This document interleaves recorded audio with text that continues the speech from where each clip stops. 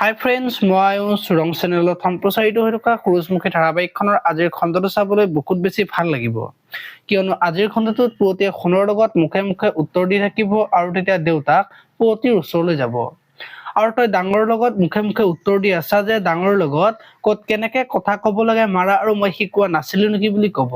আৰু তেতিয়া পুৱতি আৰু সোণহঁত আচৰিত হ'ব, এতিয়া বাৰু সোণৰ দেউতাকৰ আগৰ অৱস্থালৈ ঘূৰি আহিব নেকি, দেখিবলৈ পাব আজিৰ খণ্ডটোত। এইফালে আকৌ গুডুৰ মাকে পাজিক ফোন কৰিব আৰু তোমালোকৰ অবিহনে মই আৰু জীয়াই থাকিব নোৱাৰো বুলি ক'ব। আৰু তেতিয়া পাজিয়ে সি কেঁচুৱা থাকোতে এৰি থৈ গৈছিলে আৰু তেতিয়া তোমাৰ মৰম বিলাক কি কৈছিল বুলি ক'ব আৰু সেই কথাখিনি গুডুই মনে মনে শুনি থাকিব। এতিয়া বাৰু গুডুই কি কৰিব দেখিবলৈ পাব আজিৰ খণ্ডটোত। আনফালে আকৌ শেৱালিৰ মাহীয়েকক নন্দই বিচাৰি উলিয়াব আৰু তেতিয়া মাহীয়েক আচৰিত হৈ পৰিব আৰু এতিয়া ক'ত যাবি, তহঁতৰ সকলো কথা সোণৰ আগত কৈ দিম বুলি কোৱা দেখিবলৈ পাব। আপোনালোকে সূৰুজমুখী ধাৰাবাহিকখন চাই কেনেকুৱা পায় কমেন্ট কৰি জনাব আৰু যদি আপোনালোকে এতিয়ালৈকে চেনেলটো ছাবস্ক্ৰাইব কৰা নাই তেতিয়াহ'লে চেনেলটো ছাবস্ক্ৰাইব কৰি ভিডিঅ'টোত এটা লাইক কৰি দিব। ধন্যবাদ।